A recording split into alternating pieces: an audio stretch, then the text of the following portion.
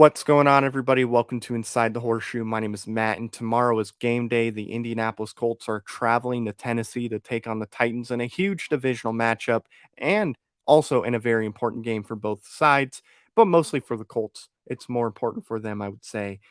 Today, I'm just going to talk to you guys, give you guys my thoughts on certain things I'm looking at in this game, and then I'll give you guys a prediction at the end of the video on who I think is going to win. So, I'm going to start with the Colts side of things first off, and I want to start with quarterback. And it's simple. Who's going to be a quarterback? Because there is a chance that Carson Wentz will play on Sunday. It's going to depend how he looks on the field when he's warming up for the game because he's a game time decision. So we're going to probably find out by, I would say, 11:30, 12 Eastern Standard Time, about an hour, hour and a half before the game actually kicks off. That's when we'll find out for sure whether Carson's going to play. And honestly, because of that injury, I didn't expect Carson Wentz to even be ready this week. I thought he would have been ready at the earliest next week, but this week I thought he was done. Like, no way he's coming in, no way he's playing at all. But for some reason, he might be playing, which is absolutely insane. Hopefully, nothing gets aggravated again.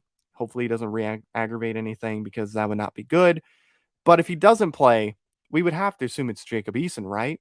Like, it can't be Brett Hundley because Eason's your backup. I mean, why would you have Eason as the backup only to make him third string technically if Carson Wentz is out? Because then you're putting Brett Hundley in ahead of Eason. Why are we doing this? Like, honestly, I think Eason is a much better quarterback than Brett Hundley. So, in my opinion, I I just don't see it happening. I would be very, very shocked if Brett Hundley gets to start over Jacob Eason. I would be extremely surprised. But hey, and if you're worried about Jacob Eason and you're not sure what we have in Jacob Eason, if Carson Wentz is not playing, this is the perfect game to throw him in there and just see how he does. Because Tennessee's defense, which we'll talk about in a little bit, isn't all that great. So this is the perfect game for Jacob Eason to be thrown into and just to see what he has. Because if he can't do anything against Tennessee's defense, especially that secondary, get him out.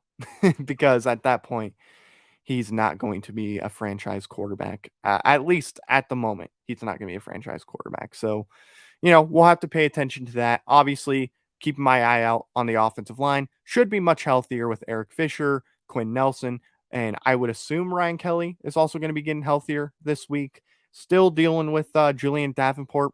At least that's what I'm assuming. It's probably going to be him and Matt Pryor yet again. So not looking forward to that. So hopefully Frank can put like Jack Doyle next to him so he can help block with Julian Davenport because we cannot afford to let Carson, if he's going to play, get hurt. Because if he gets hurt again, then it's not good at all. So I'm looking at our offensive line in general. Julian Davenport, Ryan Kelly, Mark Galinsky, Quentin Nelson, Eric Fisher. Going to be watching those guys, just seeing how they perform. Can they get better? And I truly believe they will get better. When? Don't know. So that is also another thing to keep my eye out on, as well as the receivers. I want to see more from the receivers. I mean, this is a defense that we should be able to take advantage of in the passing game. Like, Michael Pittman should be having a big game today or tomorrow. Paris Campbell should also have a big game. Zach Pascal, I think, could have a big game too. This is the type of game where you would expect them to have big games because the corners aren't good at all. So I'm expecting good things from our receivers. That's what I'm going to be watching for.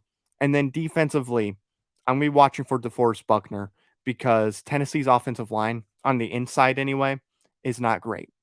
Their guards are just not that great. So I fully expect DeForest Buckner to go in there and have a big game.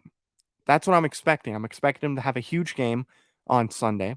I think he's going to be really, really good that day. And I think he's going to cause havoc for Ryan Tannehill and for Derrick Henry. Grover Stewart, he's got to get involved more too. And I thought he was getting a little more involved last week. I thought he did pretty decent last week. Not great, but, he did chase Matthew Stafford off to the side. So he did do a good thing there. And then our edges, they have to get off. You know what I mean? They have to get off and get to the quarterback or to Derrick Henry. Kwity Paye. Derrick Henry's running your way. So you better be ready to take down Derrick Henry because he is not easy to take down. Same with any of our guys. Muhammad, Lewis, Ture, Ben Banogu, when he's on the edge, it's very important that they all play well. I'm also going to be watching our secondary now that Xavier Rhodes is back because I think Xavier Rhodes really does make an impact for our secondary. I expect a much more improved secondary. Kari Willis disappointed me in week one. Same with Blackman. But him, Blackman, Rocky Sin, I thought played well in week two. So hopefully that continues, and adding Xavier Rhodes just makes it even better because he's just that good of a player. So I will definitely be watching for that. Now, going over the Tennessee side of things, I'm going to be watching for Derrick Henry, just seeing what he does to our defense. Is he going to have a game similar to our first meetup last year where he had around 100 yards? I think he had 101 yards in that game. Or is he going to have something similar to our second meetup where he has, 170 some yards and a few touchdowns? Which one is he going to have? Or is he going to have something in the middle? That's what I'm watching for. Because if he doesn't have a huge day, if he has a decent day, a solid day for Derrick Henry, which is 100 yards, I like our chances against the Titans offense. But if he has a huge day, then, I just don't see us stopping that offense. So I'm going to be watching for that. I'm also going to be watching Tennessee's passing attack. What can they do? You got, obviously, Julio Jones, A.J. Brown, two monsters at receiver. And I think Ryan Tannehill is a good quarterback. I don't think he's a bad quarterback at all. I don't think he's a quarterback that will get you to a Super Bowl, but I think he's a good quarterback. So I'll be watching that passing attack because I just want to see, are they effective against us? Does that work? Or does it not work? I mean, Xavier Rhodes has played well against Julio Jones. So what happens in that game? That's what I'll be watching for. Hopefully nothing too bad. Because if Derrick Henry can't get things going, but that passing attack gets things going, I'm going to be very upset for sure. So I'll be watching for that as well. And then let's go over to the Titans defense. Not great. How do they handle the Colts offense? Can they contain the Colts offense? Can they stop them from moving the ball down the field?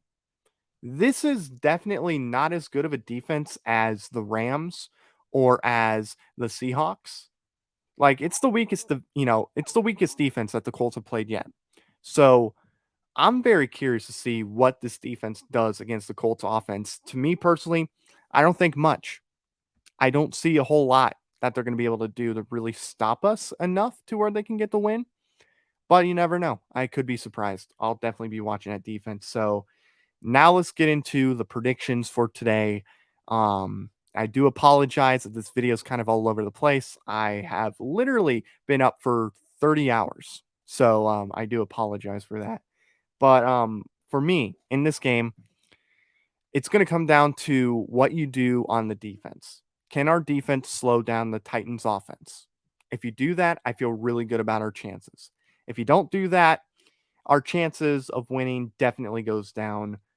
I'm going to say that our offense is going to be able to score more on the Titans defense than the Titans offense will score on the Colts defense. For me, I got a Colts win here. I'm going 28 to 17. 28-17 Colts. That's what I'm going with. I think they can win this game for sure. If Jacob Eason plays, because that's kind of my score about if Carson plays. If Eason plays, I'm thinking more 24 to 17, 24-20, somewhere in that ballpark is how I feel. But I think the Colts win either way. And if Brett Hundley plays, rest in peace. That's all I'm going to say. I'm thinking Titans win if Brett Hundley plays as a starter. How much they win by?